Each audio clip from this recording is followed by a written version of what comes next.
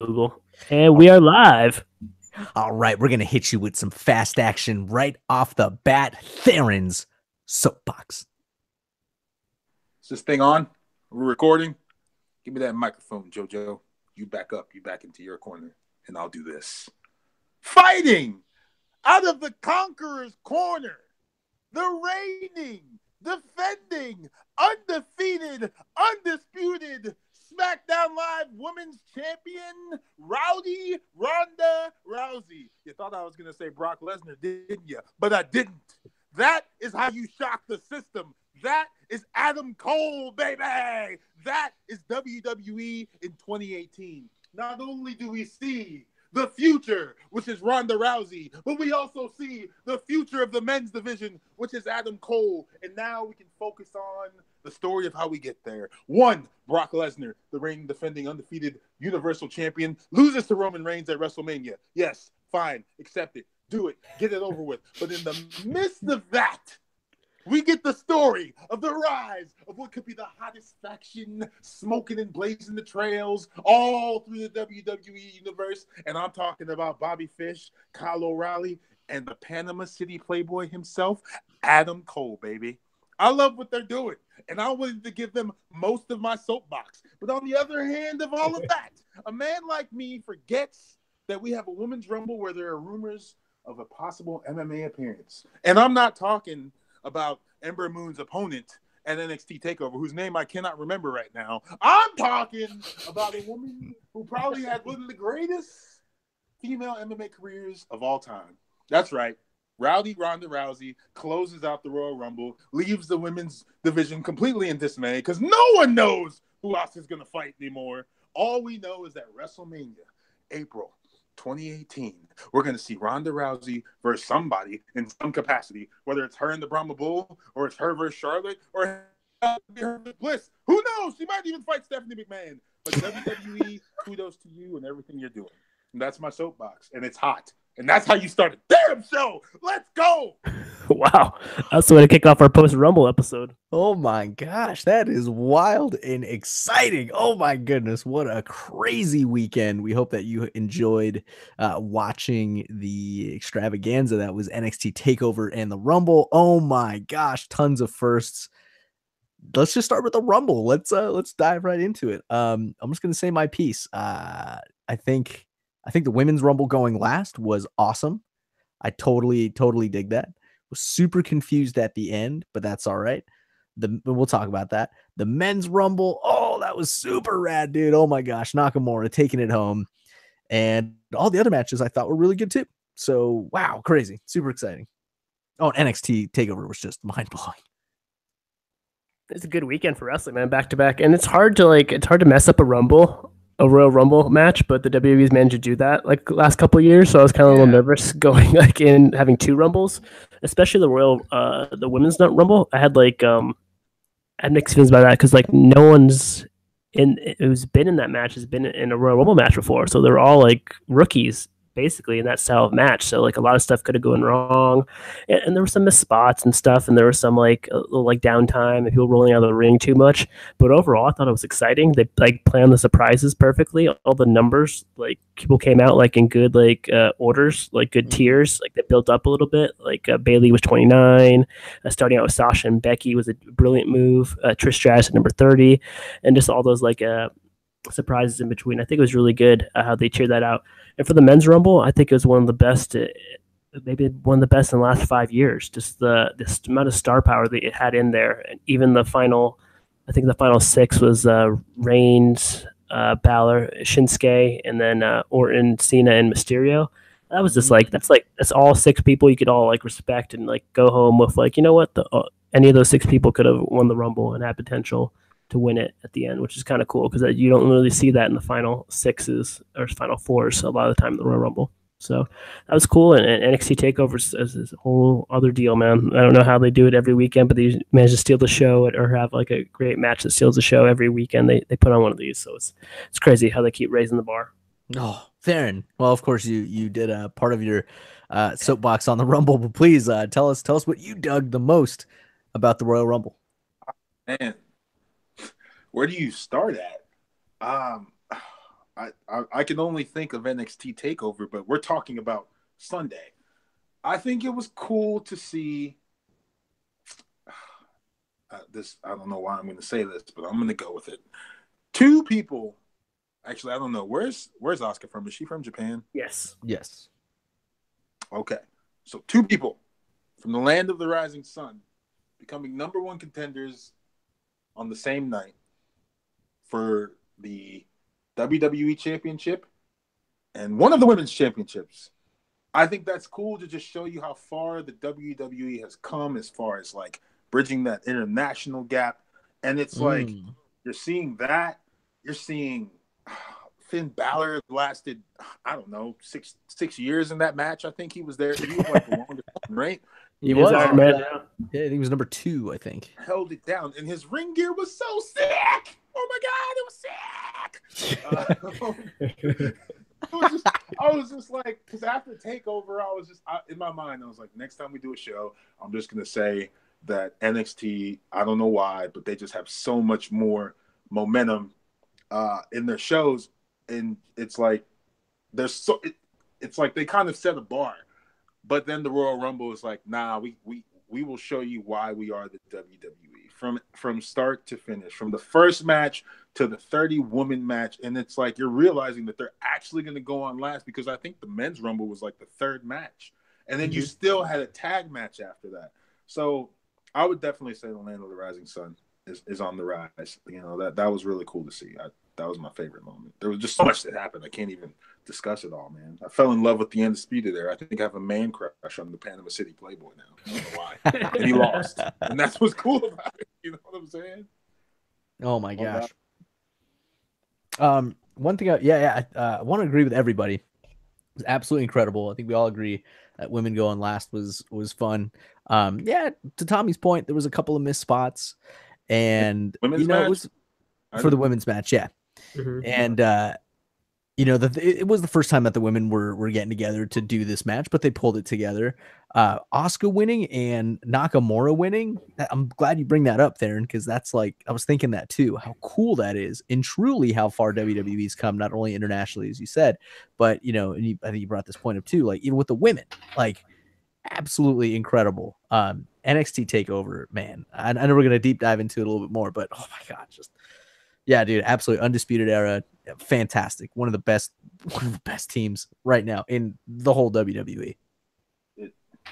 Yeah, that's real, man. I think Tommy, you might agree. I've been watching a lot of, I don't know. I just been watching a lot of stuff. So I watched all that stuff, and I just been on this wrestling thing. So I just came across some of the old Bullet Club promos, like back in like the days of like Styles and Balor, and then like the newer ones. Like a lot of stuff happened with them over like the last couple of days. They're a little shaky. There might be a separation movement, just because I'm looking at all these different factions right now.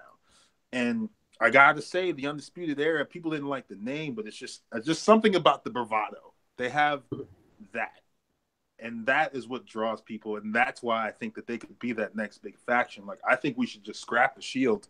Just don't even bring them back. Just let them be. I agree. Yeah, man, I agree with that. And let's get this show on the road, man. They're ready. They're ready for the big stage. I'm saying it right now. Yeah, but they just go right for the throat and right for the tag titles? Why not? All right. Aren't you tired of seeing the Bar as the Raw Tag Team Champions? I am. Yeah, that's true. That's very true. But yeah, that's great. So it's like, whatever. I don't know. Didn't Adam Cole lose on that TakeOver? Yes, he lost. That's the whole point, man. That's why. That's what I'm saying. That's why they're the hottest faction. He lost, and I'm still over here like, wow. And I don't even know why. It's not like they cut any crazy promos. I think it's just the music, the swagger, the way that O'Reilly does like his weird like gaggly arm thing. I'm just all into their whole thing. I just like it.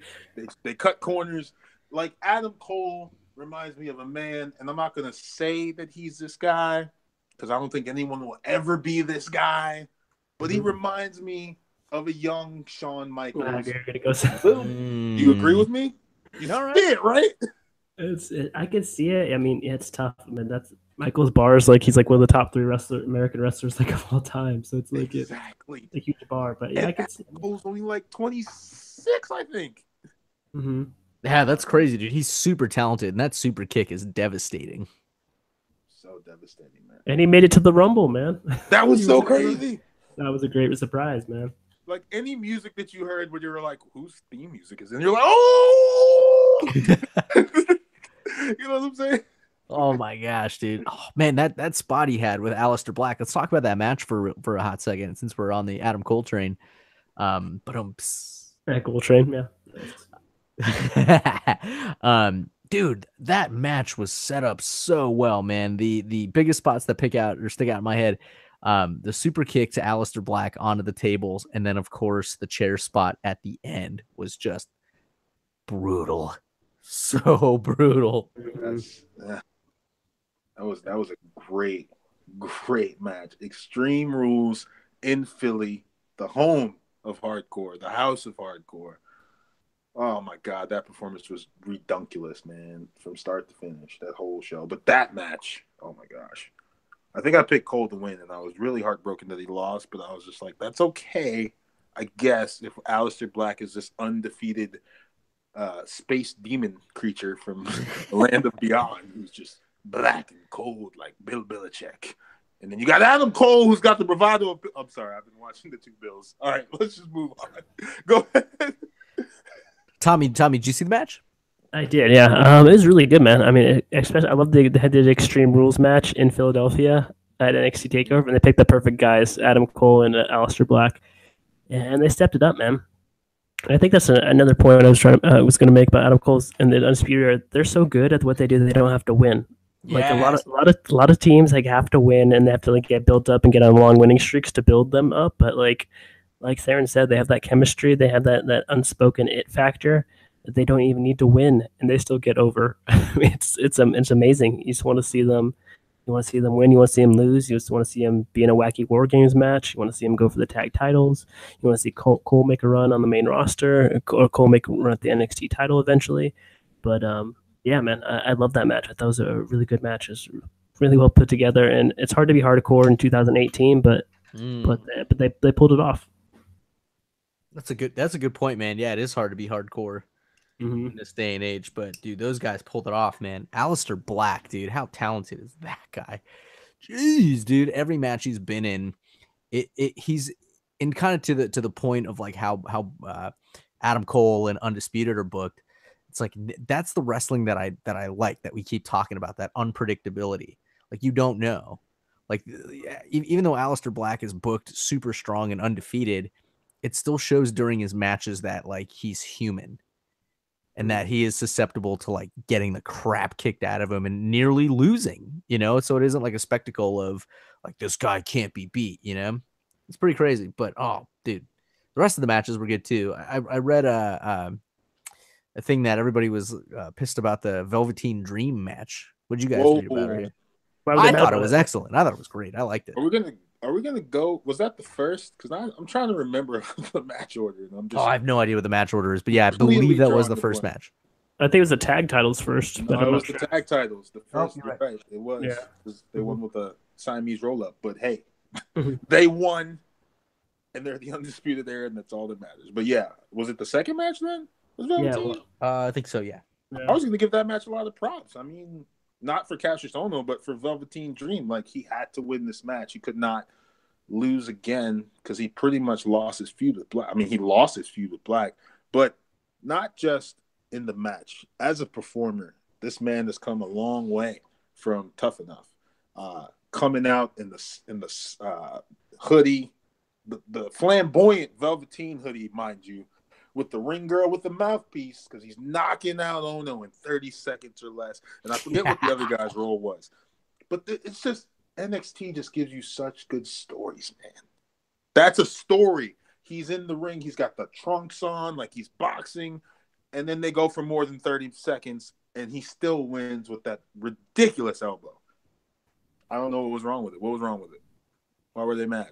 I don't, what I read is that it was sloppy and like it was a mess, but I didn't see that. So I don't know, man. Wrestling internet community sucks. Did you write that? I did not write that. I did not write anything about NXT TakeOver, but yeah, I didn't see that either, man. differing opinions, different strokes for different folks. I mean, it was a 5-match card, and that was a match that was put together like on Thursday or Wednesday or Thursday. So I mean, like it didn't have that much build, but I mean, Velveteen Dream, he doesn't like waste emotion. Like everything he does has a purpose in the ring, and like of his character from his walkout to like how he punches, like he's very good at the little things in wrestling, which is kind of something you can't really teach. And Cassius Ohno, he's just like a wrestling machine. So I don't. I mean, I like to see that feud continue. Maybe they can get another shot at it. But I didn't think it was as bad at all, man. I thought it was a perfect like little filler match. I thought, yeah, like I said, I thought it was great. And you point out some really cool things too with Velveteen Dream that like shouldn't be overlooked. It's all the details. It's everything that he does exactly to that point, dude. It's that's what makes it so great. I think that's why geeking out so much, like the match between him and Aleister Black. They're such believable characters. And even in this match, everybody started counting as soon as the match started because they wanted to see a knockout in 30 seconds. And then seeing him land that punch and Cassius go down was like, oh my gosh, what? This really just happened? Exactly. But what was sloppy about it? I don't get it. Like, he actually did it. Yeah, I don't know. But the ref wouldn't count. So it was like, he's just like bouncing around the ring like Ali, and it's like, he's not counting because I guess I don't know. I'm trying to think. In my mind, I'm like, is he supposed to count if he drops him? Like, I don't know. That's not a stipulation. How does this work? Is he supposed to be out of the ring then to get the 10 count? I don't really know. I thought it was a great match. I don't know where the sloppy nonsense is coming from. I don't know, man. Internet wrestling community or whatever. Yeah, WC. What was the third match? I'm trying to like get through NXT TakeOver. I just Ember Moon versus Shayna Baszler. Sick! Are you kidding me? All the odds stacked against that little night wolf thing that is Ember Moon, and she wins. She even and here's the thing about Shayna Baszler. I don't know if you guys have been following her in NXT. I've only seen her like twice because I don't watch the show enough. I've started trying to watch it more. Like I watched this week's and I watched last week's, but she's just a bully. She just goes in there and she just bullies people around. They showed like a training session of her and somebody, and she just put her in that choke and just choked her out. This was a training. This wasn't even a match. She stomped another girl's elbow. She used that move in the match, which then like gives Ember a disadvantage, and she somehow still wins. I did not think she stood a chance. I'm not gonna lie. That just proves how tough Ember is. And she goes out the next night and competes with a bad arm. That was crazy. That was awesome. That was a great surprise too. Lasted a good while too. I'm pretty sure. And I think she hit the whisper in the wind or whatever her finisher is called. Oh, the top rope stunner. Yeah, top rope stunner. There you go. So rad. Oh, it's got a name. It's called like the Willow After Dark. I don't know. Okay. Something sunlight for moonlight. I don't know. Moon's over my hammy. Sure. Oh my gosh. No, I thought that match was excellent too, dude. Ember Moon is a formidable opponent. She is absolutely tough as nails, and I thought Shayna Baszler did great too. Yeah, she's a bully, dude, and that's perfect. That's perfect for her character. I think that's exactly what she needs to be doing. Yeah, it's perfect. Proved herself as a women's champion or NXT women's champion. I think she did, man. Yeah, I think she's arrived. It was hard being Asuka's cast such a big shadow. Like no matter where she is, especially like the legacy Asuka left in NXT, whoever followed up Asuka was going to be like an uphill climb. Like, can you guys hear me? You're Skyping out, bro. No, I'm Skyping out. Yeah, oh, man, that sucks. Skype wave. You're gonna have to say everything you just said again. I'll try again. Okay. I was just say, whoever followed Asuka was in for a huge challenge just because of the legacy she left in NXT. So for Ember Moon to like work uphill from the start, from where she was to where she is now, I think it's great, man. I'm glad she got the title because I think she's got a lot more story to tell. And Baszler's Shayna Baszler's the perfect counterweight to that because she just has that brawling like MMA submission style. Who's just like a badass taking over prisoners. To counter that to Ember Moon's high flying style, I think that's a good feud that they'll probably carry over to WrestleMania, I assume. I didn't even think about it carrying that far, but I could see that. The other thing that comes to mind too is, with Ember Moon, dude, she gave Asuka a run for her money during the matches that they had. So I think that in itself speaks volumes about her character and her wrestling abilities, but dude, I think she's a freaking badass, and I thought that match was excellent. It was great, man. It was a good one. What was the props to Ember Moon? What was the fourth match then? That would have been It was Black versus Cole. I think that was Adam Cole and Alex Black, wasn't it? Wait, what? Yeah, Black versus Cole. Extreme Rules. Match. Yeah, because then the final match was Gargano. Yeah. Almost. Which Gargano lost cleanly. Right? No interference from anyone. No, there wasn't any interference. What did he wind up doing? He took the double knees, or he took the knees to the head on the side of the ring post, and that did him in, and they got hit with I think it's like a DDT or something. That's Almas finisher, right? It's a DDT off the turnbuckle, like with your legs. I don't know. I forget what it's called. It's called like a suspended hangman DDT or something. But the only interference in the match was Vega with like a ridiculous the Hurricane. But that didn't cause him to lose. I mean, that probably started his demise in the art of, if you want to be a freaking wrestling professional evaluator, like that's probably what started it, because he's now startled. He took that, and then he takes those knees, and then he takes that DDT, and he loses cleanly. Like, yeah, I mean, she tried to cheat, it didn't work, he then lost, but none of that's relevant to what happened after the match was over. His wife got involved when she tried to get involved again, so she saves the day. She's there, and then boom, being psychopath strikes again. Where did he even come from, bro? I don't know, dude, but he was limping, so I don't even think he's ready yet, right? No, he doesn't look ready at all, man. No. He just wanted to let you know that he's still here, he's still watching you. When you get into main events, he's going to tweet you, and then he's going to tweet your wife. Then he's going to show up and hit you in the head with a crutch and walk away. Oh, my God. He's like the Bill Bell. All right, never mind. He's going to hit you in a crutch and leave with the water bill you owe from when they were roommates. A water bill, though? What's that? A water bill you owe. A what? Like a bill, water bill. Skyping out, man. What are you trying to say? Oh, man. Oh, jeez. Oh, no, you might have to unplug your mic and plug it back in. Sometimes that helps. I'll try that. But as you're doing that, dude, that Almas match though was incredible, dude. One, Almas is a badass when it comes to being the NXT champ. I think he puts on an incredible match. And then two, dude, Gargano went the distance, dude. Took it as far as he could go, and yeah, he lost, but my God, dude, just when you thought like, oh, shenanigans, he's almost gonna win, like Gargano overcame, dude. He overcame so many obstacles, but then in the end, he just, he got exposed and took some shots that just put him out, and that was it. So yeah, he lost cleanly, but it was bonkers, man. It was what a good match, dude. What an incredible takeover, man. What did you think about the match itself, though, Theron? Oh, man.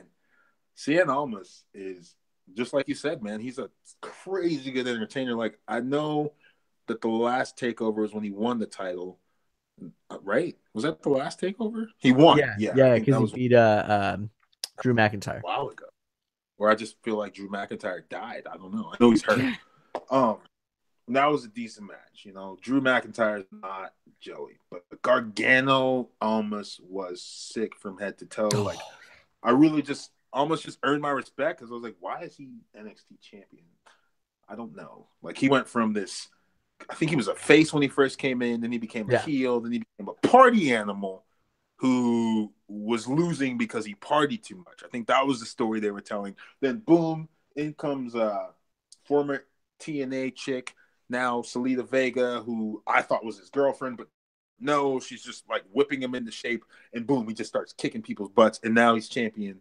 And that match was sick. I mean, every time we thought Almas had him, Gargano managed to escape until he ran out of escapes, man. It was just 2 days. He'd taken such a beating and tried to overcome so much. And then, Almas obviously has the advantage of the valet at the ringside. Like, anyone that has someone at ringside's always got the upper hand, and it didn't make a difference, which makes it cooler. But he won. He's got the mojo right now. Now, who's his next feud is my question.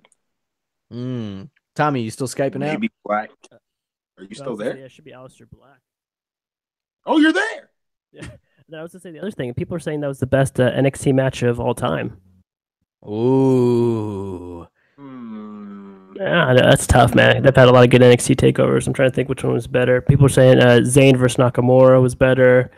Then someone saying Neville versus someone was better. I don't know. Yeah. Ooh, Zayn Nakamura was good. Mm-hmm.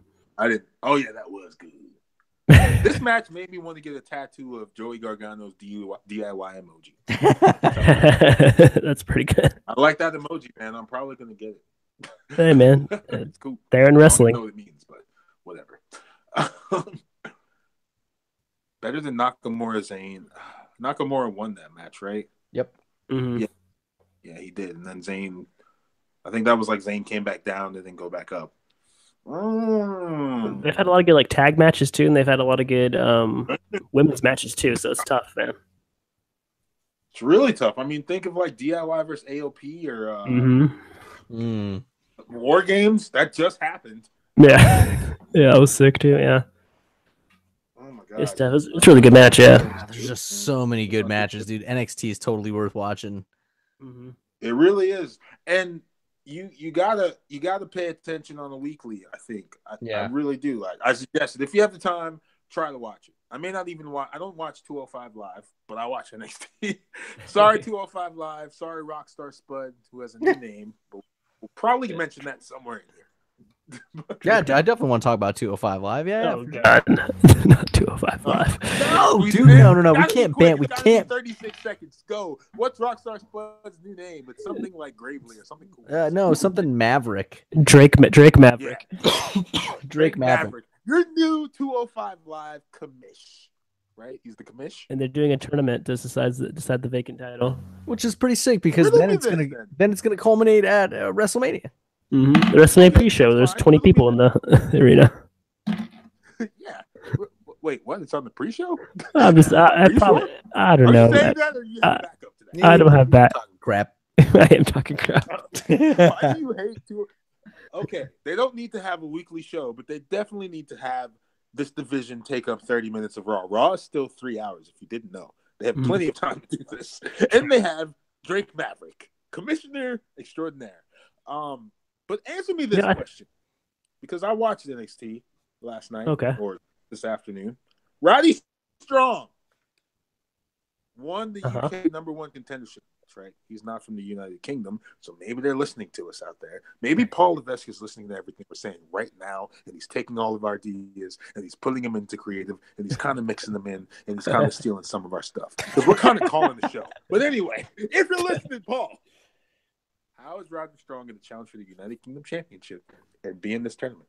Because he's in both. It's cool. I think it's cool that they're bringing NXT people into the 205 Live tournament because they need 16 people. So I think it's a good idea to get people. They brought it. Yeah. They brought in the Tyler Bate or whatever. Tyler Bate, whatever his name is. Mm-hmm. Yeah, they brought him to the tournament. He's in it. Yeah. Okay. So go. I had one other question about this whole thing, but I don't remember it. So go ahead. Oh, sorry, man. Sorry, I mean to cut you off and have you forget. But here's the thing we got to remember at 205. One, to Theron's point, absolutely going to start watching NXT every week. And then two, I'm willing to do that with 205 Live now, more so than ever, because Rockstar Spud. Yeah, to tell you the truth, they're really trying to turn over a new leaf. Right. The shenanigans with freaking the name that will not be mentioned is over. Mm-hmm. Right. And so now is the time where it's like, okay, this is a good shakeup. Cool. I'm gonna buy back into it, and I'm gonna see where it takes us, or see where it takes me as a fan. And the other thing too, what's really cool about bringing the NXT dudes up into it is you have to grow that roster like that. I don't think the plan for 205 Live was just here's these 10 guys and that's it. It's a division that they can continuously feed into. So you gotta think about like these 10 dudes or whatever have been carrying 205 Live for the longest while, and I think they're giving it the best that they can performance wise and match wise. But I still think there's this like resistance and rebellion of, oh, it's 205 Live, I'm not gonna watch it. Like whatever the branding that makes you mad, or the the colors that upset you or whatever. What I'm saying is, give it a chance. Now is the time to buy back in and see where it goes, especially because they're doing the tournament. Now they got Drake Maverick, and I'm gonna mark out, dude. I'm gonna mark out on 205 Live. I'm gonna give it a chance. I'm doing it. Taking Gulak. I'm following Gulak. I remember what it was. My question was to you, Tommy, and that was, are you now going to follow 205 Live? Because they've gotten rid of the name that will never be mentioned, and they've printed it with Drake Maverick. Yeah, we're going to keep doing that. I think this should go on for a while. Drake Maverick. Roddy Strong is in there. Tyler Bate, a man from the United Kingdom to carry the load. And who can't like Jack Gallagher? Even the heel version of it. And his head. Are you behind it? Do you think they should just go back to having a weekly segment for cruiserweights and scrap 205 Live? But it gives men a chance for something to do. So obviously, guys like Gargano, you know where they're going when they get on the main roster. Oh no! Don't put Gargano on 205 Live. Come on. No, dude. You think he's going to be? You're not going to buy in. What? So Tommy, you're saying you're still not going to buy in? No, I loved Anthony's promo. I love Drake Maverick, the artist formerly known as Rockstar, but I love the idea of a tournament. So I think that now is the time to buy in, just like you said, because of the tournament. And this whole thing started from a Cruiserweight Classic tournament, which was really great. Yeah, that was my next point. Yeah, so you love the Cruiserweight. I did love the Cruiserweight Classic. So yeah, there's just so much wrestling. It's just like, oh man, you really have to be pick and choose. But yeah, so I actually, I did watch some of Cruise. I did watch some of 205 Live just because of Rockstar Spot. I thought he was on there, so I turned it on the network on Tuesday night just to like catch a couple 10 minutes of it. I was like, okay, I saw him do a backstage segment with Drew Gulak. So yeah, it might be worth it. Now's the time to at least check it out, give it a second chance, because if they're going to try to turn to a different direction, now's the time to do it. Give 205 a chance. I mean, they had to bounce back from an abdicated championship, because you know what I'm saying? They had to bounce back from that. They bounced back like flawlessly without missing a beat. Give them props. True, gotta give them props. I agree with that. They handled it the best they could. Snaps. Stay woke.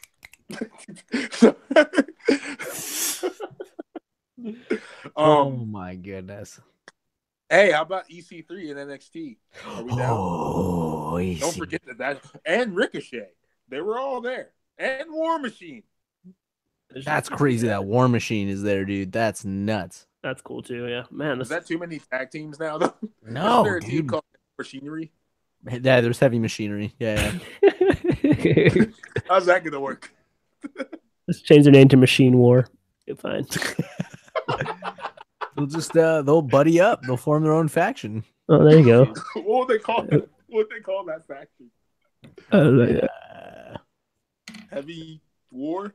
Yeah, Heavy. I don't know. Machine. Yeah, Machinery. Machine. Oh, that's good. See the shirts right now. Yeah. EC3. You know, he's there now. That's awesome, man. If he's anything like he's EC3. Yeah, it is. It's sick. That's big. Ricochet too, right? Ricochet was there. He's Prince Puma, yeah. Wait, Ricochet is Prince Puma? Yeah, it's not breaking. Yeah, it's Prince Puma, man, from Lucha Underground. It's Ricochet, yeah. I thought Ricochet was his own dude. Does Prince Puma wear a mask in Lucha Underground? Yeah, he wears a Puma mask basically. Yeah, but he was Lucha Underground's first champion. We don't know. You never know who that mask guy is. You could be hanging out with that Okabong guy. Really, it's Prince Puma? Isn't that cool? Yeah. Oh, that's rad, dude. Prince Puma's a badass. Yeah, he's probably super big. Weekends. Yeah, yeah. Prince Puma, rest in peace. Oh my god. Also, I think he's dead. I haven't seen that guy in a long time. Real quick, since we're briefly on Lucha Underground, real fast. Rey Mysterio Jr. looked freaking ripped and yoked, dude. Oh my god, dude, when he came out, that guy is Underground prison, yeah. I don't know what he wasn't wearing a shirt this time. He didn't wear have shirts because he was fat. he broke out. He's so ripped, man. Yeah. He looked like Rey Mysterio in WCW when he got thrown into that trailer. I'm like, yo, who is that guy? Gosh, he made it to like the final. Did he make it to the final? He didn't make it to the final 4. He made it I think final 5 or final 6. Yeah. That's still, great. man. That was a great pop. Eliminated in 30 seconds. Well, yeah, let's talk about the Rumble again. Rumble. Yeah. Are we moving on to the main stuff? Should we start from what was the opening match, or should we just go right into the men's Rumble? Let's just go to the Rumble, man. I think. Yeah, let's just jump right in. You don't care about the tag team 2 out of 3 falls match? You don't care about that? Uso swept it. Yeah, they did cleanly. I think. Yeah, cleanly. Yep, they won 2-0. Yes. Moving on from that feud. I'm just trying to get through them all, man. You got to give them some love. Like, you just doodling on them. They weren't good. There wasn't a second match, or we're just going to not acknowledge it, whatever it was, because I can't remember what it was. It was AJ Styles and Kevin Owens and Sami Zayn. Oh, that was good, dude. Oh my God, that's a pretty decent match. That was cool, dude. Zayn comes out as like he didn't win, but he was like the second dude. You know what I mean? Like I felt like he carried most of the match. Yeah. Rumors Kevin Owens is like partially injured. Yeah, no, Zayn's coming out. I love Zayn as a heel, man. He's a really good like heel you want to slap in the face, like a kind of guy. He's just a little punk now, but you still exactly. Like him. Yeah, you kind of like him, but yeah, he's really good. He's getting better on the mic too, which is kind of cool. I mean, it's been great for Sami Zayn, this whole feud, this whole heel turn. Do we get Zayn Nakamura at WrestleMania, or do we have to go with Styles? Man, they're doing. Oh, you gotta go with Styles, dude. Styles Nakamura Mania. Oh man, have to. I guess they wrestled in New Japan too, only once though, and I guess it was like a classic match. Yeah. I was looking at a lot of New Japan stuff. I don't even remember. It was just all Bullet Club Elite related. It just took me down a wormhole of videos. It just kept getting older. Adam Cole gets kicked out of the Bullet Club. AJ Styles kicked out of the Bullet Club. Finn Balor's last appearance with the Bullet Club. The Bullet Club runs the world. Let me just say that right now. They got Bullet Club in Ring of Honor, Bullet Club in WWE, Bullet Club in Japan, man. Bullet Club's everywhere. But if you get kicked out, how do you still represent said club? That's just, I don't know. You're just kind of like the Click back when Shawn Michaels was in WWF and so was Triple H, but like Scott Hall and Kevin Nash were down in WCW. They're still WCW. Yeah. Exactly. Right. That's what I do every day of my life, man. I'm out here in WCW. I need to come home. I'm coming back. He'd be called back up, man. Yeah. Oh man. Anywho, let's just get to the Rumble. Let's get to the sickness. Who was the first entrant? Was it Finn or he was 2? No, Rusev Day, man. Dude, everybody loves Rusev Day. God, I love Rusev Every day is Rusev Day. Every day is Rusev Day. Every day. Dude, he's so over, man. He's doing great, man. I love Rusev. He's a face now, right? I would think so. I think so. He's getting Aiden English cheered by like proxy, which is amazing. Because Aiden English. He's getting cheers for Aiden English. That's how over Rusev is. You're right. Yeah, dude, people are. You can't not like Rusev, dude. You can't not like him. And then by affiliation, you have to love Aiden English because he's the one that's like. It's such an odd pairing. That's what makes it so great. I don't even remember how they paired in the first place. Yeah.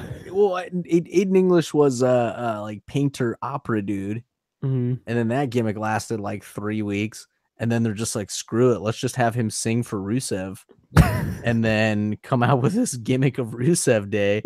And then I think he really got over on Christmas when he was doing the 12 days of Rusev. Oh, that was good. And then ever since then, it was just like everybody's on board for Rusev Day, and therefore you have to be cool with Aiden English too. Man, the crowd was going crazy for Rusev, even when he wasn't. I mean, not just for the intro, like parts of the Rumble when Rusev did something good or saved himself, they were popping for Rusev. Man, it's awesome. Yeah. Oh, about damn time. Do you think WWE ever just like kicks itself in the head and is like, why is it that we come out with this opera singing gimmick for Rusev and it's so over? but nobody accepts Roman Reigns as the guy. Because it's unexpected. That's the thing. People like.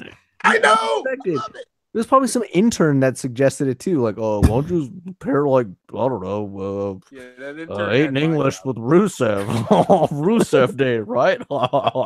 And then sure enough, like this guy's "You're an promoted. idiot." Hey, No, and then the dude's like promoted to Vince's job. The intern takes Vince's job. Interns running in the XFL. oh my God, This is the greatest idea ever. It's the best idea since puke. Now puke in the trash can. What? So much. Oh, jeez. But no, yeah. So Rusev was number 1. Balor was number 2. I don't remember who number 3 was, but the line throughout was awesome. 3 was Rhino. 4 was Baron Corbin. That's when things got silly. It's Baron Corbin. Got eliminated in like a minute or maybe 30 He did. seconds. He did. It was a minute and 6 seconds. Let's was a talk. short- We have to talk about Baron Corbin real quick. No, How do you get buried so much throughout the course of a year, fam? Let's look at this. We're talking a year ago. I think they were saying he could be in the running to be WWE champion by like this time last year. That didn't happen. Yeah. He wins Money in the Bank. He fails to cash that in. He said he got into a fight with I don't remember who it was. He got into an argument with somebody somewhere, and that was like the straw that broke it. So he loses that match. He wins the U.S. title. I'm like, oh yeah, Baron Corbin, cool. And then he loses that title. I feel like that was hastily too. And now you get eliminated in 30 seconds when you were supposed to beat everyone because you're unbeatable. He said he was basically. He's pretty good in battle royals. He won the Andre the Giant battle royal, and he lasted like 30 minutes last year's Royal Rumble. So he made some sense, and he killed Heath Slater for no reason. Yeah, everybody was beating up on Slater. He beat up on Slater too, and he still got eliminated. Yeah, didn't Slater eliminate him? Yes. Same age. Yeah. Oh, Shane. Wait. Who did eliminate Corbin? Was it Slater? No, who eliminated Corbin? Sheamus. Yeah, it was Sheamus. No, yeah. Finn Balor eliminated Corbin after like Corbin like cleared the ring and beat up everyone. That's right, he did. And then Balor just like, boop, get out of my ring, punk. Now what? And then after, no, seriously, now what for Baron Corbin? Where's he? Yeah, I don't know. I think he fought Ty Dillinger on SmackDown, but I don't even remember that match. Him and he destroyed him. Okay. Ty was a little more aggressive. They're talking about making him a heel, maybe, but I don't know. May put Baron Corbin in a tag team with someone. Oh God, not another tag team. He's a lone wolf. That doesn't make any sense. Put him with another wolf theme character. All right. What? You're still trying to push. You just.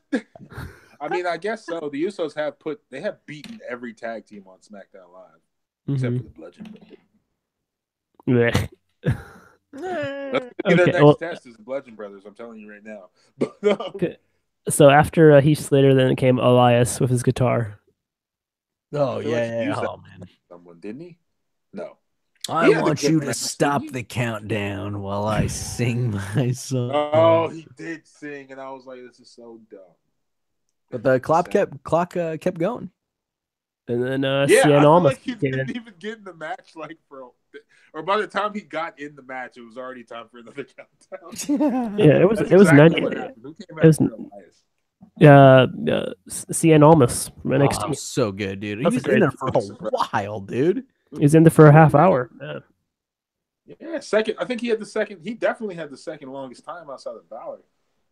Good for him. Good for Cien Almas, the legendary luchador. He's apparently a luchador. He was. I didn't know that. I didn't know that either. He came up a mask on for his NXT entrance. That was sick. I gotta look that up. And then Bray Wyatt came out. Then Big E came out.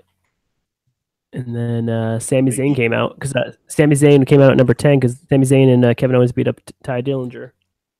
Little spot. That was a nice little twist. Probably never get revenge for that. Yeah, they beat him up and then they fought over who was going to go to the ring, and Sammy's like, "I got this," and then he obviously didn't get it. But yeah, he did. You said 3 names. Who were the names before Sammy? Bray Wyatt and Big E. Oh yeah, Big E gave Heath Slater some pancakes. That's what boosted him up to get in the ring finally. Yeah. La Sombra, that was his name. That was Sienna. Yeah, that was his luchador gimmick. Yeah, I guess he comes over with like a family of luchadors. Yeah, they're legendary. And then Sheamus came. He was the shortest one in the match. He lasted like 2 seconds. Threw Heath Slater in and gets clotheslined by Heath Slater. That's so funny. I'm so glad somebody threw him in the ring. Yeah, exactly. You didn't think it was gonna be a heel. It doesn't make sense. Why would Sheamus throw him in? To eliminate him, to get the easy elimination. I saw the picking the scraps. Yeah. That and like, okay, throw him in, let him get beat up. It's not doing any good out here. Yeah. Then it Eliminate. backfired. And then Xavier Woods came in at number 12. Apollo Crews came in at number 13, and then at number 14 is Shinsuke Nakamura, who lasted 45 minutes in the Rumble. Good spot to get in there, man. Giving Kim Chasses out across the world, all over the globe. Oh man, that was so rad. And Superfan Dan, shout out to Superfan Dan, came over and we watched the Rumble, and he was like, for Nakamura to win, look who he has to go through, right? Cena, Reigns, Balor. Those three dudes he had to go and get over on. Mm-hmm. And dude, because everyone was, could have been like, oh gosh, like Cena, we've all seen Cena win. Oh, it's Roman Reigns. Here it comes. Just let it happen. Whatever. And so for him to be able to beat those dudes and Balor is like, whoa, this is crazy. Like, what it's like the best people for him to have gotten over on and win the Rumble. Yeah, and it was like legit win. It wasn't like a fluke win or anything like that. So it's just kind of cool too, because he lasted from 14 on, which is it's damn, yeah. After Nakamura was Cesaro, then Kofi, then Ginger. I don't remember Cesaro in the Royal Rumble. That's bad. Go ahead. He got eliminated. He lasted for 5 minutes. He got eliminated by Seth Rollins. So that was Kofi at 16, Ginger at 17, Seth Rollins at 18, then Matt Hardy at 19. And Matt Hardy and Bray Wyatt had their little moment. Yeah, they just started kicking. They just went crazy and started laughing at each other and beating the crap out of each other. We're out of here. We're going away into our woken forest. He's broken now, sir. Oh, he did. They did call him. I think they said that on the Royal Rumble.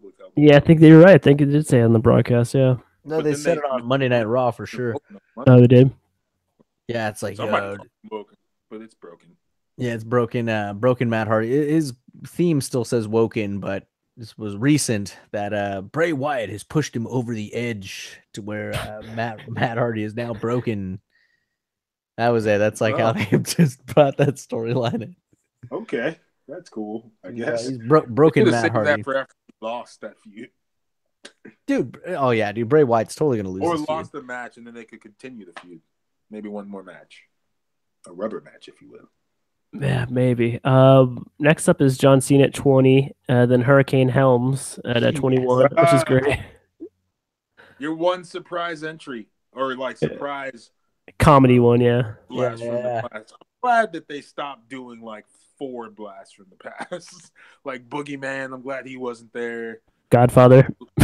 I love DDP, but we don't need anyone that's not gonna win just to be nostalgic. Like you can give us one a year. Mm-hmm. And the Hurricane was that one, and he got that was cool though. Everybody dug it. Everybody liked it. Yeah. After Hurricane was Aiden English at 22, then Adam Cole at 23. Shocked the system. No one saw that coming. I didn't. No one recognized the theme song. I was like, huh? Then Randy Orton at 24. Titus O'Neil at 25. Why? The Miz at 26.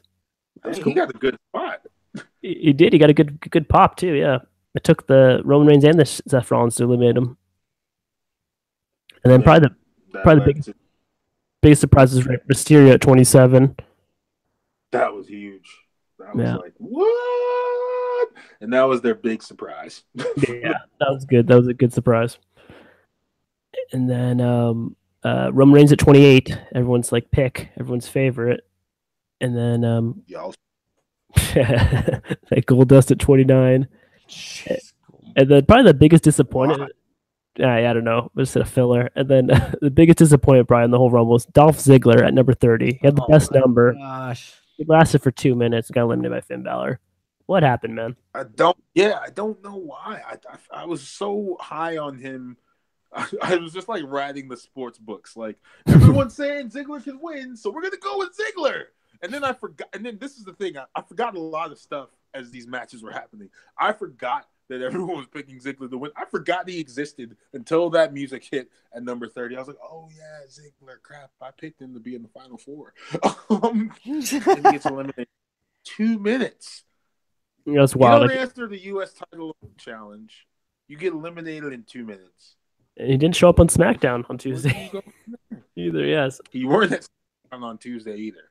It's like, yeah, what is he? So I don't know. What does he go next, man? He's no room in the title scene because that's occupied by Owens, Style, Zayn, and Nakamura now. There's 4 people up there. So form a tag team of Corbin. I don't know. Oh my gosh. God. Don't put that out there because if Triple H is listening, he's gonna do it. And it's just to be funny, he's like, ha, I forgot you guys. If that really happens, yeah, pretty much. Yeah. Oh gosh. He has Gallows and Anderson in the back, and they say, anyway, too sweet in the WWE offices. Yeah, they all too sweet. They're all part of the clique now. Everyone's a member of the clique. The extended clique 2.0. How about Reigns eliminating his Shield brethren? What's that mean? Hey, man, all is fair in love and war. Okay, but does that plant any seeds of any type of twisted story down the road? Like something where they feud, which I know they've already done, or Ambrose comes back and turns heel. Or, I don't know. I'm just trying to think of all the ideas to somehow, some way, make Roman Reigns as a singles push relevant to the WWE. Maybe. Yeah, so maybe they pivot to Braun Strowman versus Brock Lesnar 101 at WrestleMania, and they do Roman Reigns versus Seth Rollins at WrestleMania. That could be cool. That would be fine. I need Brock. But I don't. Do you want to see 2 monsters fight with one monster that phones it in, where there's not much wrestling, or do you want to see a sick match like Styles Nakamura? Because the Universal Championship is going to have to go up against Styles and Nakamura. You got to think about what that's going to entail. And Universal Championships be the first match. Wait, what? I said Universal Championship should be the first match at WrestleMania. You know that's damn pre-show. Brock Lesnar like that, so he can go home and eat some Jack Link's beef jerky.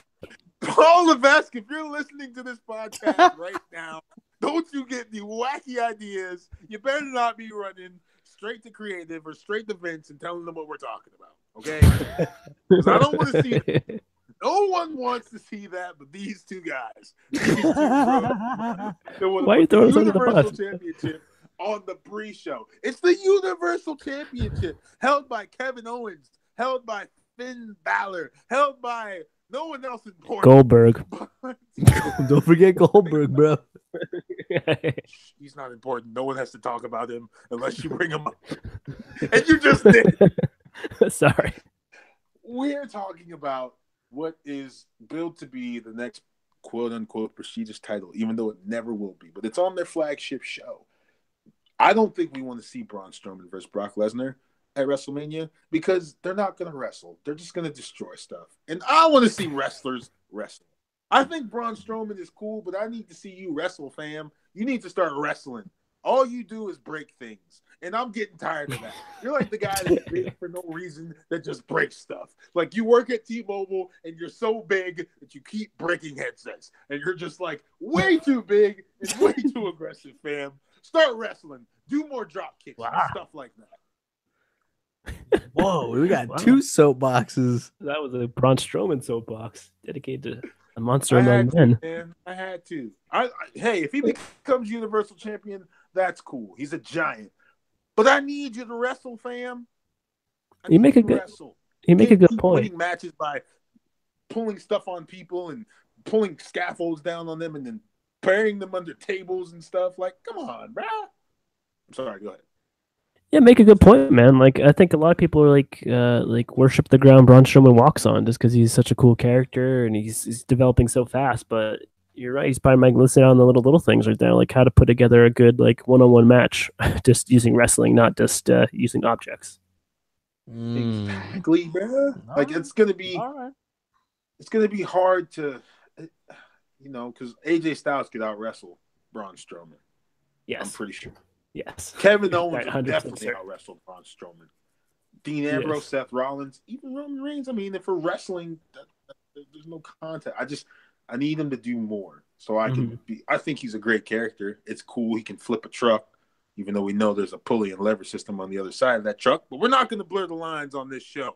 Levesque. Just taking so many shots at you, Hunter. Coming for you. I need to see more. Like, you can be the monster. You can have one title run for 2 nights only, and then that's it. What? Win the title of the house show on Saturday at the pre-show kickoff match, and then lose it on Monday Night Raw. Okay, now you're going off the rails, bearing Braun Strowman. Sorry, bro. I don't know why. I was thinking about it, and I was just like, he just doesn't wrestle a lot. Like, I'm trying to think of, and he does cool stuff. He did a freaking running drop kick. That was amazing. That? He's an athlete, man. Uses athletic stuff. They don't care. I know why. They don't care. I know why, because he's teamed up with Alexa Bliss on the mixed match challenge. That's why you're got a beef with him. I really do hate him for that. Like, that should be my spot. I should be in the mixed match challenge right now. Hashtag for that. Speaking of, we have a couple minutes left, by the way. So we gotta go over for the Women's Royal Rumble. I think just a little bit, maybe. Sure. Let's do it. What's there? Theron's got an objection. No, I'm happy that Shinsuke Nakamura won the Royal Rumble. I think we talked about Brock Lesnar versus Braun Strowman versus Kane. That was cool. Brock Lesnar's unbeatable, and now, we get Roman Reigns winning the Elimination Chamber to face Lesnar at the WrestleMania. All right, cool. So now, Women's Rumble, go. Sasha Banks and Becky Lynch started off, and Becky lasted 30 minutes, and Sasha lasted 54 minutes. Wow. That's insane. Ridiculous. She lasted longer than Finn Balor. True, yeah. Wow. Well, that's a good way to put it. That is a good way to put it, yeah. Next up was kind of two throwaway entries, maybe. Sarah Logan had a pretty good performance. She was in it for 16 minutes. She was in it for a long time. I don't know, because I don't know. It was just like filler. I don't know. And then Mandy Rose. I think I picked Mandy Rose. Or was it Liv Morgan? You picked Liv Morgan for some reason. That was your number one pick of the overall draft. Probably because she's hot, like Alicia Fox. Okay. And the next first surprise entry was Lita. Yeah, that's when it all started, didn't it? The insinuation of every female legend from the Raw 25 that wasn't pregnant being in this Royal Rumble. Go ahead. She apparently wore a shirt she wasn't supposed to wear. I don't know what was wrong with it. Do you? It was something. Yeah, I guess Hunter Ringers. Time's up, but I don't know what was the problem with that. The Time's Up is political. It's a Time's Up is just like it's like the women in Hollywood getting harassed by like directors and like producers and stuff. So is it like the Me Too files? It's I think related to the Me Too. I shouldn't be talking about it because I don't know too much about it, but it's related to that. It's like Time's Up, like saying Time's Up for like men who like harass and use their power against women. It's basically what about women who use their power against men? Sorry. That doesn't happen. Oh, but yeah, I can't believe you said that. Stephanie McMahon, fam. Stephanie. Oh my gosh, that's probably why she got. I don't even know if she got in trouble, but yeah. I mean, I don't even know, but it was good. She did a moonsault, bro. She did a moonsault, bro. Yeah, I like the moonsaults. Oh, that was so many good spots. Isn't she? Is she really that old? No, I don't know how old Lita is, dude. Just making stuff up as I go along. Who was after? Yeah, who came next? The winner of the Mae Young Classic, Kairi Sane. Yeah, dude, we got 2 elbows. Awesome, man. She came in like a house of fire, man. She made her like impact. That was cool. Yeah. Another person from across, all the way across the ocean. Yeah, man. I'm not going to say pond because I don't think that's right. I think that's for Brit. That's right. Yeah, ocean. I guess. Yeah, it's good. Good mapping there. Tamina came out number 7.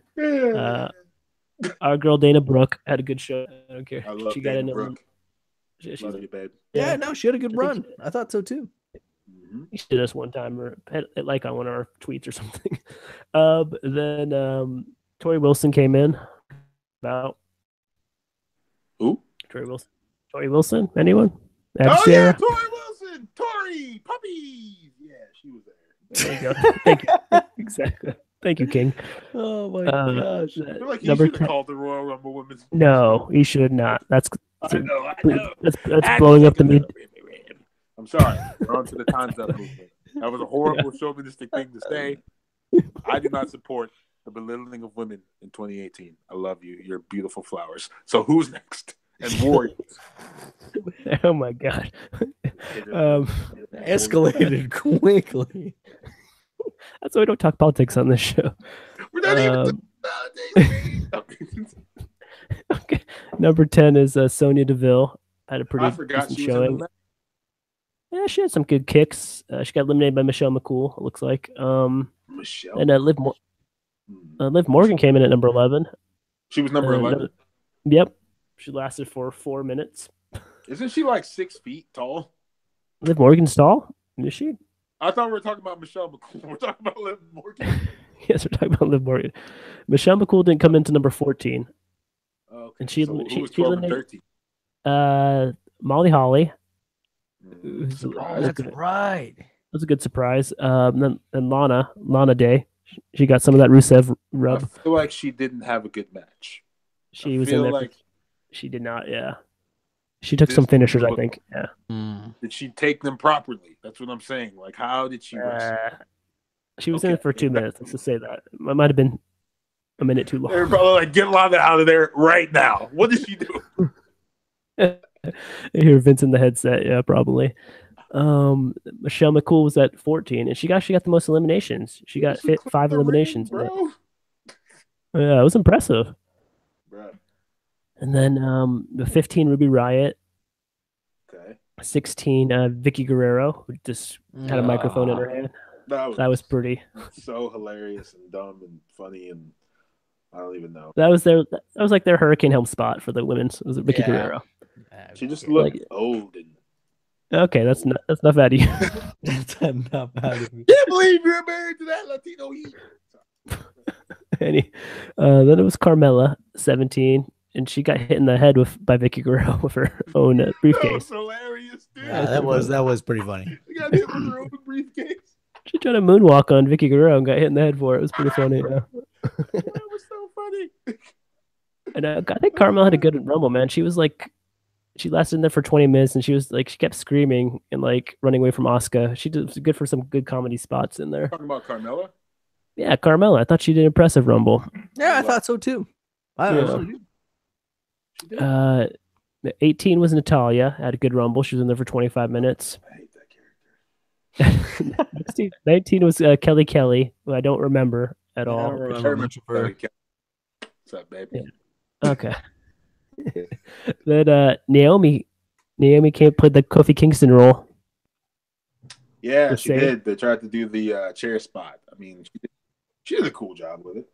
I thought it was better than Kofi's when he hopped on it. She did like the rolling chair. I'm not going to go there. Why'd she have to do that spot, huh? I could have been someone else. Oh my gosh. I'm sorry, man. You had a good Rumble. Okay? I'm going to say that. Stay woke. Stay woke about that stuff. You're right. Stay tuned for Theron's conspiracy theory videos after this. The after show. Jim Carrey, we're riding this wave to the top. Next up was another Hall of Famer, Jacqueline, another Attitude Era. Yeah, that was cool. Yeah, that was cool. That was a good surprise. Nostalgic. Then 22 Nia Jax came in, she dominated. She got 4 eliminations. I was so long. I was like, I can't remember who my final 4 were, but the men's Rumble, I did horrible, and I don't even know who I picked anymore. Is Asuka still in this match? I don't even know if she was in the match yet, but go ahead. Okay. She was not, but yeah, Nia Jax and then Amber Moon came in. It was another great surprise. And then man. She lasted a long time. And then Beth Phoenix came in, which was another awesome surprise, another Hall of Famer. Cool. I'm telling you, I knew she was going to be in it, when she was calling the mixed match challenge. I was like, Beth Phoenix is going to be in. Well, then she was on the panel of legends. If you weren't pregnant and you were on that panel of legends, you all were in the Rumble. Mm-hmm. And just look at the Wikipedia from like 20 from Nia Jax all the way to the end is all like heavy hitters, all people you could see winning the Rumble. So after Beth Phoenix was 25 was Asuka, and she lasted 20 minutes and she won. She did her Asuka thing. Then 26 was Mickey James. Mm-hmm. Then 27 was 27 was a good surprise, Nikki Bella. Yep. Yeah, Yeah, both and then, were in it. yeah, back to back. Then Brie Bella came out and saved Nikki Bella, so she was 28. So she eliminated her, or one of them eliminated the other one. yeah, Nikki knocked out Brie at the end. That was nice. Little Bella double turn. And then Bailey came at 29. She might be the Dolph Ziggler of the women's Royal Rumble. She had a good spot, and then she didn't do anything with it, though. She got eliminated by Sasha Banks. In 2018 were savages. Speaking of savages, it was a great spot for Trish Stratus, number 30. Probably the most famous Hall of Famer, women's wise at least. Big showdown with her and Mickey James was real nostalgic. That was cool. That was cool. Everyone popped for that. In my mind, it's like you flash back to, because that was back in the day when they had the Attitude Era. That was the match. That was a feud where like Mickey James did a lot of the over the top crazy stuff, right? That's what they're known for, is that, and then their feud itself beyond that, right? Yeah, they had good matches after that too. Yeah, stuff that got in and out of WrestleMania. Yeah. So that was good, and then I guess that led to the ending with Asuka and Nikki Bella as the last two. And you thought that any of those legends could win? He did. Yeah, he thought Trish Stratus, maybe Beth Phoenix, maybe I guess Lita.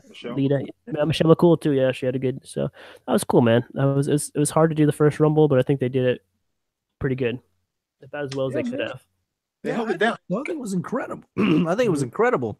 Mm-hmm. Yeah, they were going over the top too. Like all other women's battle royals that you think of, it was usually between the second and third rope. It was never an over the top battle royal. So they're doing everything that the men have done. Now you have a women's elimination chamber for the first time. And in my mind, I was just like, that's cool, whatever. But now I'm thinking about what the elimination chamber is. And I'm like, this is going to be disgusting, I think, especially depending on who's in it. It's going to be gross. It's going to be really gross. It's going to be cool. It's going to be good. Asuka hasn't picked who she's going to face yet. Which is freaking weird. It's weird. That freaking confused me, man, when Ronda Rousey came out. I was like, what the hell is going on? Because it was like, you're expecting her to pick Alexa, but you're like marking out at the idea of Asuka versus Charlotte Flair. Oh, dude, that'd be such a better matchup. And then it's like Anthony gets his. I'm like, Anthony gets his wish. All these emotions. Anthony's gonna get his wish because Asuka's gonna go to SmackDown because that's where you wanted to go. Oh, yes, dude. Big match, and then random music, and I'm like, who the frick? Ronda Rousey? I forgot you were you weren't even in the match. I forgot about you. What are you doing here? That was everything. That was like a huge monkey wrench into it, man. I think people like leaving their Royal Rumble parties already, like packing up their stuff, and then more music hits. That was kind of I don't know if that was the best way to debut her, but that's how they did it. But I guess they had to get to the idea of potentially Charlotte versus Ronda. But they could have done that on Tuesday night. But I guess you got it. I don't know, because you can't. They could have done it the next night on Raw, but then it's like, how would she get to Charlotte Flair? Yeah. And then if you do it Tuesday, it's like some people still don't watch SmackDown even after the brand split. So it's like, I guess they had to do it there, so she's going to be at WrestleMania. She's full time. This made all news all across the world. Yeah, maybe like ESPN, CNN. It's like, I think that's why they wanted that big mainstream pop. I think that's why they put the women's match on last. Also because it was historic, but they knew if they were going to bring out Rousey, that's going to get the mainstream pop. And she closed the show, man. She closed the Royal Rumble, man. It's her second WWE appearance. She closed but she kind of looked, she had to be. Because if I was, she's Ronda Rousey, I'm Theron. But if I'm closing out a show like that, or any first appearance in the thing you dream of doing your entire life, you might be just like, wow, I can't believe I'm here. Because like she came out, and this is Ronda Rousey. She's been on the big stage for her MMA career.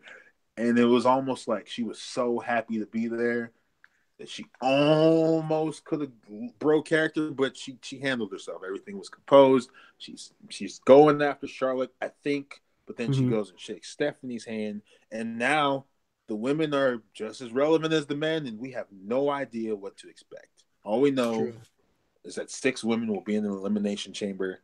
One of them will become the #1 contender for the Raw Women's title.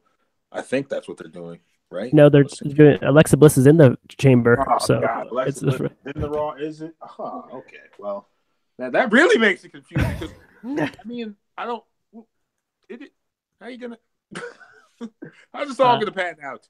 Where's Ronda Rousey fit into all this? That's a good question, man. Is she going to show up at the pay-per-view? Is she show up like on the go-home show before the pay-per-view? Like, where is she going to come up next?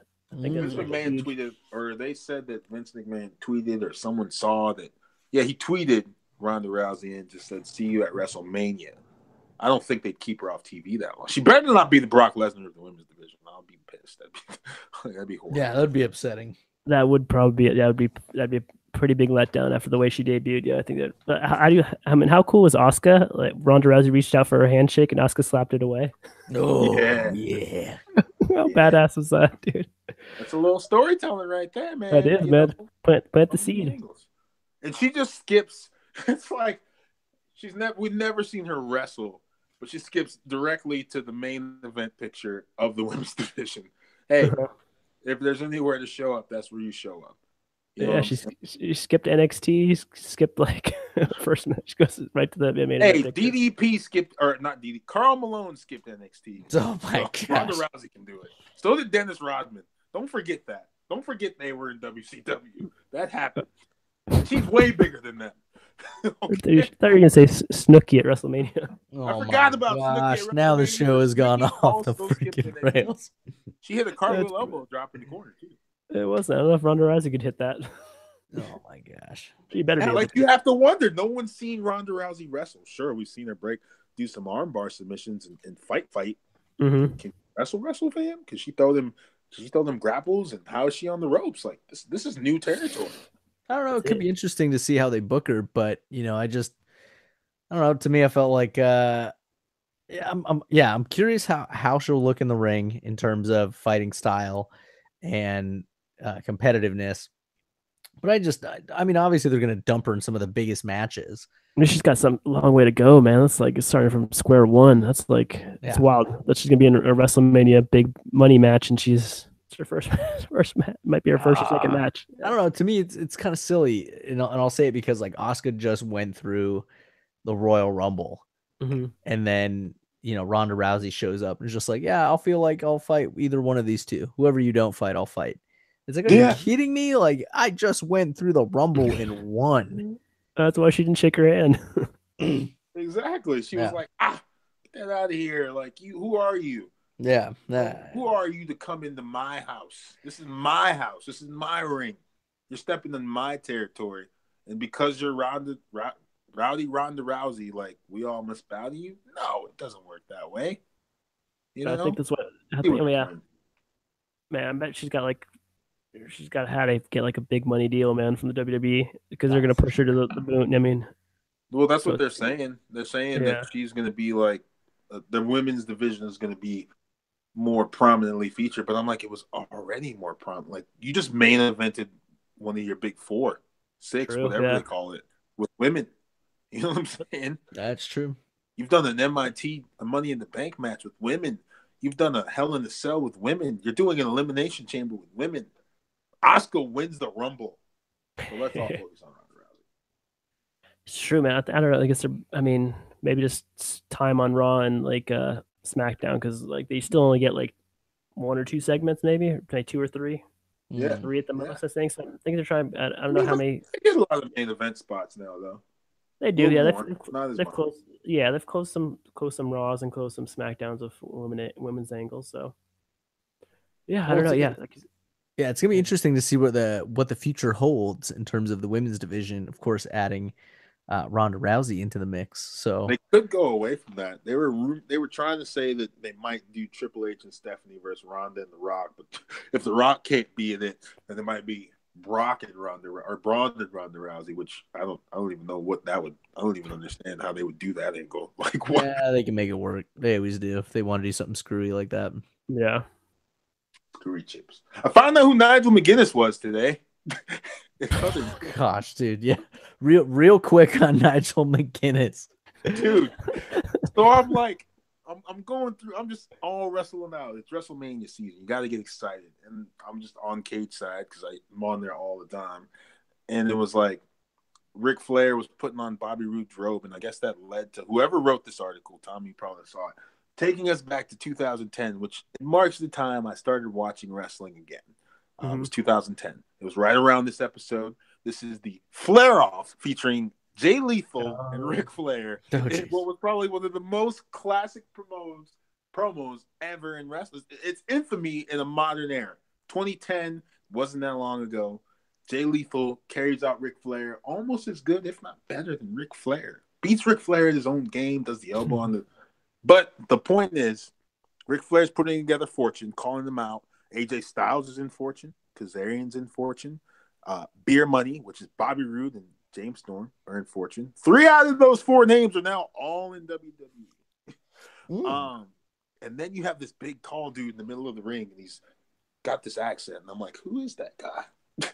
And he's also in Fortune. He had a different name, and I watched the segment, and then like I'm scrolling down, and that's when they were saying all those names, and they were like, and also Nigel McGuinness, and I was like, oh, that's Nigel McGuinness. Okay, he used to be a wrestler in TNA, and then that brings me to my question of where was he for the last 7 years? Because I have no idea. He was in a Ring of Honor, and then he was a great announcer for them. Yeah. Yeah, and then he was I think he was like general manager or something for a bit, and then he was he must have got announcer. Hurt. Yeah, I got hired to the WWE, stolen away from. He got hurt. Yeah, because the thing of all this was Flair says to Nigel McGuinness, who might have been Nigel McGuinness on that. I don't know. I don't remember. I couldn't figure out who the guy was. He had to fight Jay Lethal or Jay Flair, and he was like, "If you lose this match, you're done forever." And I was like, in my mind, I was like, he did lose that match, and I've never seen him again since. I have no idea who this guy is. And then I'm like, oh, that's Nigel freaking McGuinness. My bad, bro. I love you. Love your work. Nigel McGuinness is a match. Woo! Brock Lesnar's still your Universal Champion. I told you he'd do it. Oh my god, we're not gonna go into that. We have to end this show, dude. It's 20 minutes over. Okay, Anthony, where can we find? Oh my god, so much content there, and I love it. But hot cheese, man, hot cheese. So I just want to know how many picks I won in the actual matches. I don't care about the final 4 because I lost that horribly. I'll tell you that. Well, Anthony plugs us out. Oh yeah. Hey, listening to the Bros Before Elbows Pro Wrestling Podcast. Check us out on Twitter and Facebook and YouTube. Subscribe on iTunes, subscribe on Podbean, and also subscribe on YouTube because then you can get the live version for when we do the tapings and such. But nonetheless, share the show with a friend. Leave a comment on our Facebook page. Check out everywhere where we're at. But of course, thank you for listening to the Bros Before Elbows Pro Wrestling Podcast. And Tommy will take us out with the winners and the picks. Well, I won the fantasy. Let's keep that in mind.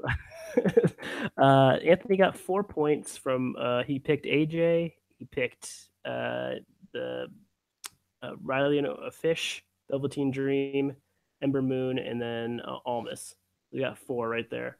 And Theron picked. He picked Brock. He picked Banks and Cena to win it. Nope. Picked Fish and O'Reilly. So that's 2. Picked Velveteen Dream. That's 3. Picked Shayna Baszler. Nope. Picked Cole. Nope. So Theron also got 4 points on the picks. And then me, I picked the Usos. 1.